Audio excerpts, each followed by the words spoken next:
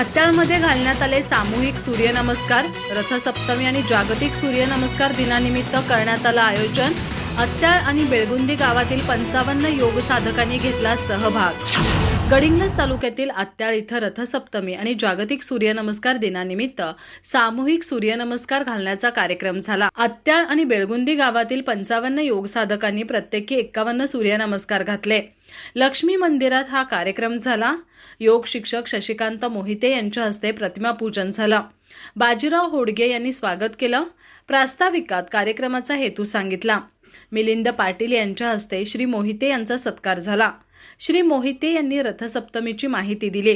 प्रत्येकानं सूर्यनमस्कार घालणं आवश्यक असल्याचं सांगत त्याचे फायदे स्पष्ट केले. विजया सुतार यांनी आभार मानले. दरम्यान आत्याळ इथं पुरुष आणि महिलांचे स्वतंत्र योग प्रवेश वर्ग झाले आहेत, तर बेळगुंदीत योग प्रवेश आणि परिचय वर्ग झाला आहे.